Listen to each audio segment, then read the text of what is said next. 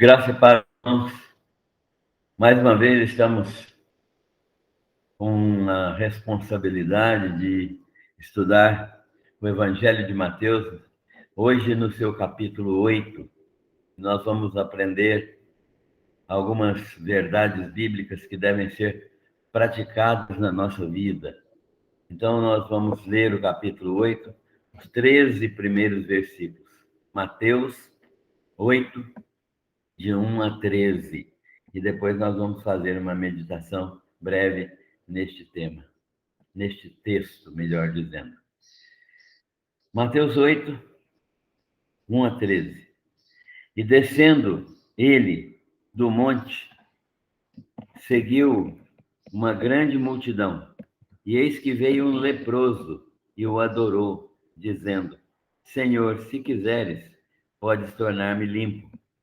Jesus, estendendo a mão, tocou, dizendo: Quero ser limpo. E logo ficou purificado da lepra. Disse-lhe então Jesus: Olha, não o diga a alguém, mas vai, mostra-te ao sacerdote e apresenta a oferta que Moisés determinou para lhe servir de testemunho. E entrando Jesus em Cafarnaum, chegou junto dele um centurião, rogando-lhe e dizendo: Senhor, o meu criado jaz em casa paralítico e violentamente atormentado. E Jesus lhe disse: Eu irei e lhe darei saúde. E o centurião, respondendo, disse: Senhor, não sou digno de que entres debaixo do meu telhado, mas dize somente uma palavra e o meu criado há de sarar. Pois também eu sou homem sob autoridade e tenho soldados às minhas ordens. E digo a este: vai, e ele vai, e a outro: vem, e ele vem. E ao meu criado: faze isto, e ele o faz.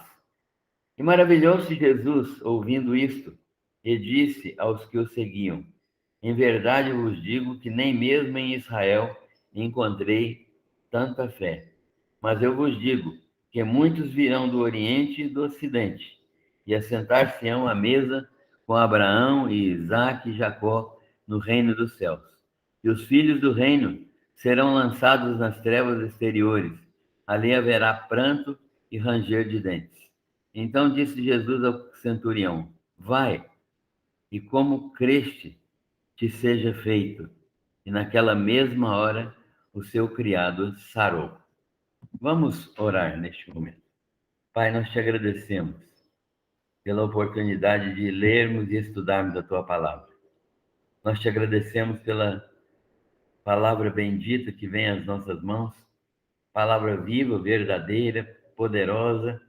Nós te louvamos pela agência do Senhor em preservar esta palavra, em manter esta palavra preservada ao nosso alcance, para que nós pudéssemos ler e estudar esta palavra maravilhosa. Nós te agradecemos. Pedimos que o Senhor nos abençoe neste estudo e que a tua palavra ministrada fale profundamente ao nosso coração. É a nossa oração, em nome do Senhor Jesus. Amém. Irmãos, nós estamos nos deparando com uma situação aqui que é a seguinte: Jesus terminou aquela pregação maravilhosa que nós costumamos chamar de o Sermão do Monte. Jesus terminou o Sermão do Monte, ensinos que evidenciam os valores do reino. Os ensinos de Jesus no Sermão do Monte são ensinos que os valores do reino espiritual, do reino celestial, são diferentes dos valores do mundo. O rei, que é Jesus, na posição de servo, ele estava servindo neste mundo aqui, ministra ao povo um ensino com autoridade. Ele é o rei que se faz servo e humildemente vem ensinar, mas ensina com uma autoridade muito grande, uma autoridade que os escribas e fariseus, doutores da lei, não tinham para ministrar. Então ele demonstra um novo entendimento e uma nova aplicação da lei e as consequências desta nova prática da lei. Isto é, conhecendo a lei agora, do ponto de vista de Jesus, né? Não mais os aspectos legalistas da lei mosaica, os aspectos apenas literais da lei mosaica, mas conhecendo que envolvem a prática diária, a transformação de vida, Jesus então ensinou que o servo dele tem que viver essa nova prática de vida. O povo, não precisa dizer, está maravilhado e o segue. Quando ele desce do monte, encontra-se com um leproso. O povo está seguindo Jesus, maravilhado dos seus ensinos, e ele se encontra com um leproso. É claro que o leproso não podia estar misturado no meio daquela multidão, exatamente por ser leproso. E havia uma legislação muito dura em relação a este tipo de doença que se manifestava terrivelmente naquele meio, naquele tempo. Então, Jesus se depara com um leproso que se aproxima de Jesus de uma maneira ostensiva, se aproxima de Jesus e o adora, prostrado aos seus pés. Quando um judeu prostra aos pés de alguém, é porque reconhece nele a autoridade divina. E isso o leproso demonstrou ao se prostrar aos pés de Jesus. Ousadamente ele entrou no meio da multidão e se prostrou aos pés de Jesus. A legislação, como eu disse, a respeito dessa situação era grave, severa. Os leprosos não podiam se aproximar das pessoas e eles tinham que dar uma sinalização, gritar, ou tocar alguma campainha para manifestar a presença deles em lugares onde tinham pessoas. E as pessoas que tocassem um leproso ou fossem tocadas por um leproso seriam consideradas cerimonialmente imundas. Elas não poderiam participar de nenhuma atividade por alguns 7 dias, fazendo cerimônias de purificação com água. Então, era uma situação complicada, uma situação grave que os leprosos passavam. E esse leproso chega aos pés de Jesus, e o adora. Jesus vai demonstrar aqui seu poder e autoridade, efetuando uma cura imediata. A cura do leproso. A cura que Jesus vai efetuar aqui não é uma cura medicamentosa, não é uma cura por outros meios mágicos, não é uma cura que demande tempo, que o sacerdote aplicava algumas recomendações aos leprosos e eles ficavam voltando de 7 em 7 dias na presença do sumo sacerdote para ver se haviam melhorado. Não é um tipo de cura assim. Jesus vai curar o leproso de uma só vez. O leproso, mas vamos por partes. Vamos ver aqui exatamente o que é que aconteceu.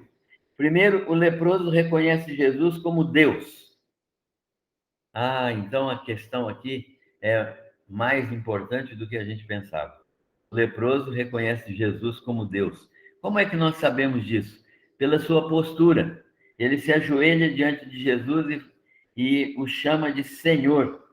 Senhor era uma palavra utilizada exclusivamente para Deus.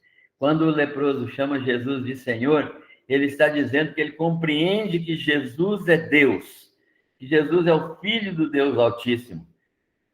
E ele compreende que Jesus é o Messias que devia vir ao mundo. Essa compreensão do leproso ultrapassava a compreensão de muita gente, da grande maioria das pessoas que estavam ali junto a Jesus. Jesus vai demonstrar, então, seu poder mediante a sua autoridade, que o leproso reconhece, reconhecendo que ele é Jesus. Ele demonstrou isso inclinando-se ao chão, né? Ajoelhando-se, chamando Jesus de Senhor, submetendo-se à sua vontade, de se o Senhor quiser, pode me purificar da lepra. Mas ele não determinou, ele não estabeleceu nenhuma vontade sua determinante, ele não fez nenhum tipo de ação que achasse que Jesus fosse obrigado a curá-lo. Pelo contrário, ele submeteu-se à sua vontade. Se o Senhor quiser, o Senhor tem poder. Nessa expressão, se o Senhor quiser, está embutida a própria expressão: o Senhor tem poder, se o Senhor quiser, o Senhor pode fazer a minha cura, não é? E submeteu isso ao Senhor Jesus. Se quiseres, podes purificar-me.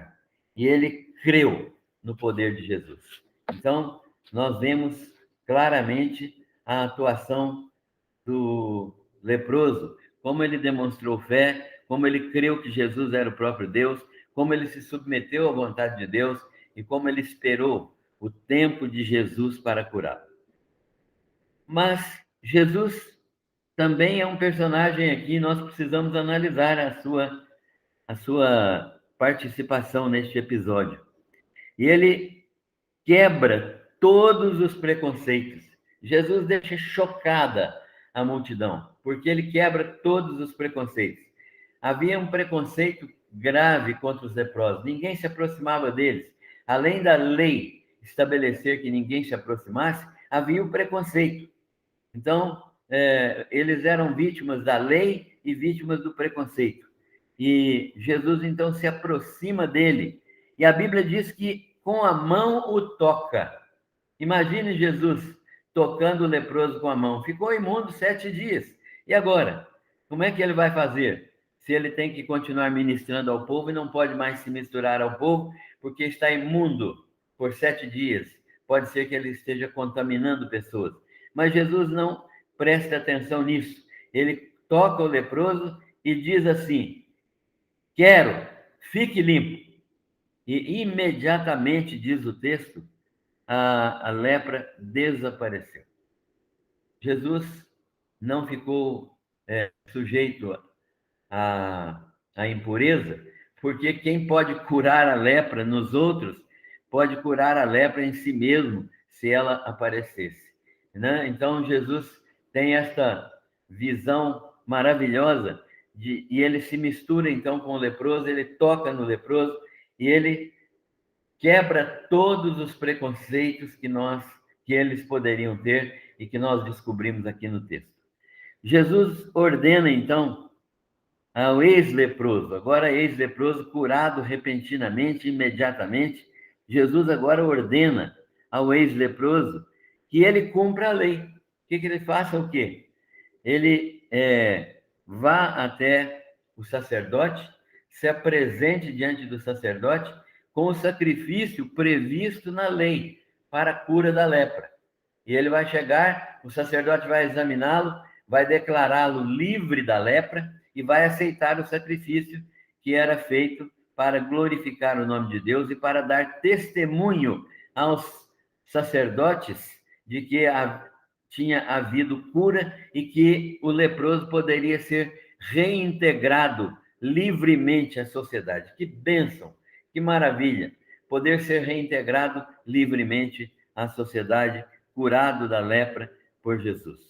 Jesus, então, ordena ao ex-leproso que ele vá até o templo, não fale nada com ninguém, vá direto ao templo, apresente o sacrifício e se apresente diante do sacerdote, que era quem certificava a cura, e apresenta ali a sua oferta, a oferta determinada. Ele não deveria dizer a ninguém. Jesus não pretendia, de modo algum, que o seu sucesso fosse confundido com uma atitude política. Ele não queria ser aclamado rei de Israel, porque ele não veio para ser rei desta vez. Ele veio para ser o Salvador. E ele, então, não queria que, por causa do milagre, os judeus viessem a querer fazê-lo rei. Na verdade, ele veio para ser rei, mas ele queria que isso fosse reconhecido pelos judeus, não em função do milagre, mas em função de ser ele o Filho de Deus. Então, desta maneira, Jesus cura o leproso. E houve uma segunda manifestação de autoridade nesta passagem que nós lemos. Uma segunda manifestação de autoridade que diz o seguinte: Jesus está entrando em Cafarnaum, cidade que ele escolheu para sediar o seu ministério, para ficar ali, e um estrangeiro agora, era um leproso, agora é um estrangeiro. Só pessoas deixadas de lado, pessoas que estavam sob suspeita, pessoas que estavam, de acordo com a lei judaica, eram pessoas que tinham que ser tratadas com preconceito. Então, esse estrangeiro, também considerado imundo diante das leis judaicas, ele chega-se diante do Senhor Jesus Cristo. Ele é um oficial do exército romano, poderoso império romano vigente no dia de Jesus, nos dias de Jesus, está ali representado por aquele soldado, um comandante de pelo menos uma guarnição de 100 homens, como se fosse um capitão hoje do nosso exército. Ele era um soldado sob as ordens de César, e estava capitaneando esse esquadrão para impor a ordem em Jerusalém, na Judéia e na Galiléia. Neste momento, eles estão na Galiléia. As manifestações de autoridade, portanto, de Jesus são amplas. E Jesus agora está diante do centurião. Esse centurião, um homem que comanda 100 homens, ele, considerado imundo diante das leis judaicas, ele agora se aproxima de Jesus Cristo, reconhecendo o seu poder. Como que o soldado romano reconhece o poder de Jesus se ele estava treinado a reconhecer apenas o poder de César? Ele faz isso porque ele percebe quem é Jesus. Ele já ouviu falar de Jesus, ele sabe quem é Jesus. E ele implora. Implorar é mais do que pedir. É pedir com insistência, é pedir com humildade, é pedir com força total, com crença absoluta, com fé íntegra. Implorar é pedir com essa intensidade. Portanto, ele implora que Jesus cure o seu criado. Seu criado está doente, paralítico na cama, certamente ele vai morrer. Ele é um paralítico sofrendo horrivelmente. Jesus demonstra sua misericórdia e responde que vai curar o criado. Ele dá a entender que vai curar o criado, né? Mas Jesus fala com ele: eu vou descer com você até a sua casa e vou curar o seu criado. Imediatamente aquele homem dá uma outra demonstração de fé. Ele diz: Senhor, eu não sou digno de que o Senhor entre na minha casa. Eu sou indigno de que o Senhor habite lá. O Senhor é Deus e eu não sei, eu sou apenas um soldado romano. Como que um Deus pode entrar na casa de um soldado romano? Eu não quero que o Senhor vá lá porque eu não sou digno disso. Mas o Senhor tem uma autoridade muito grande, porque o Senhor é Deus. E como Deus, essa autoridade basta para que o Senhor ordene e meu criado será curado imediatamente. Então, ele continua dizendo, clamando por Jesus, né? Chamando Jesus de Senhor e reconhecendo sua própria condição indigna de receber Jesus em sua casa. E então ele reconhece que Jesus tem real poder de curar o seu criado à distância. E que, como ele tem autoridade sobre seus soldados, Jesus também tem autoridade sobre todas as coisas. Olha a fé desse homem. Ele disse: olha, Senhor, eu tenho autoridade sobre meus soldados. Eu sei o que é ter autoridade. Eu tenho uma pequena autoridade sobre meus soldados, sobre meu criado. Tudo que eu mando fazer, eles fazem. Mas o Senhor tem autoridade absoluta. O Senhor não precisa ir à minha casa para curar o meu servo. O Senhor pode dizer uma palavra aqui, porque tudo está debaixo da tua autoridade. O Senhor é o Deus eterno. O Senhor é Deus de autoridade. Que também Jesus reage de uma maneira admirável. Jesus se admira profundamente de tal declaração de fé. Porque, na verdade, o que esse centurião romano fez foi declarar a sua fé, foi declarar claramente que ele cria, que ele acreditava no Senhor Jesus. Então, Jesus se admira de tão grande fé e diz que nem mesmo em Israel, nem mesmo no povo judeu, Deus viu tamanha fé. Jesus a encontrou tamanha fé. E afirma que quando o reino do céu, o milênio, for estabelecido, muitas pessoas que não são judeus virão e participarão da mesa com Abraão, Isaque e Jacó, porque demonstraram fé semelhante à de Abraão, Isaque e Jacó. Muitos que não são judeus, como este centurião, vão se sentar à mesa com Abraão, Isaque e Jacó no reino milenar, quando Jesus estiver reinando sobre toda a terra. Porque eles manifestaram fé semelhante à fé de Abraão, de Isaque e de Jacó. Muitos filhos do reino, entretanto, israelitas, como os israelitas do tempo de Jesus, eles serão lançados fora do reino, não participarão do reino, onde serão lançados num lugar onde há pranto e ranger de dentes, serão lançados na condenação das trevas exteriores. E, portanto, ali eles vão passar a eternidade, porque não creram no Senhor Jesus Cristo como deveriam crer. A concessão do pedido. Jesus concede o pedido ao centurião e, a partir daquele momento, o criado do centurião ficou curado e, quando ele chegou na sua casa, que distava aproximadamente 40 quilômetros de Cafarnaum, seu criado estava são. Isso é verdadeiramente uma ação maravilhosa de Jesus. Mas nós temos uma aplicação aqui.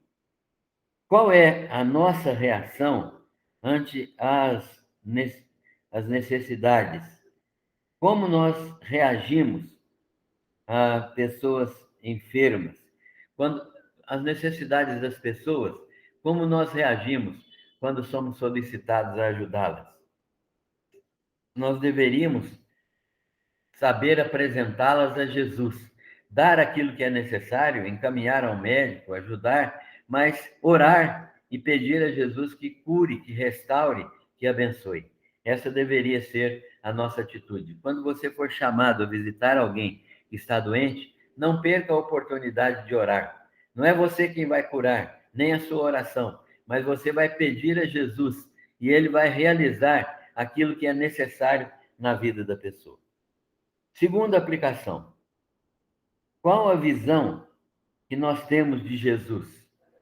Jesus é meramente um curandeiro, um fazedor de milagres, ou ele é como o centurião e o leproso viram, o próprio Deus eterno agindo no nosso meio, o Filho de Deus, o legítimo Filho de Deus, Deus eterno agindo na nossa vida, agindo no nosso meio. Nós precisamos confessar quem é Jesus para nós.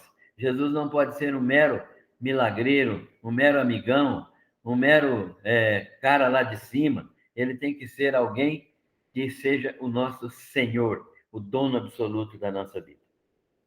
Terceiro, como manifestar em nossas vidas a submissão à autoridade de Jesus? Como? Como é que nós podemos manifestar submissão à autoridade de Jesus? Reconhecendo Ele em todos os nossos caminhos e andando em obediência à sua palavra. Em todos os momentos, obediência à sua palavra. No que vamos pensar, no que vamos fazer, no modo como vamos reagir, como vamos trabalhar, como vamos praticar o nosso lazer. Tudo, Jesus tem que ser o dono, o Senhor absoluto. E, finalmente, eu queria comparar, para você que está nos ouvindo pela primeira vez, talvez, a lepra com o pecado. O pecado é um tipo de lepra espiritual. Todos nós nascemos com esta lepra espiritual. A Bíblia ensina que aquele que não é crente em Jesus Cristo, não estou me referindo a membro de igreja, estou me referindo a crente em Jesus Cristo. Todo aquele que não é crente em Jesus Cristo tem esta lepra espiritual que é o pecado.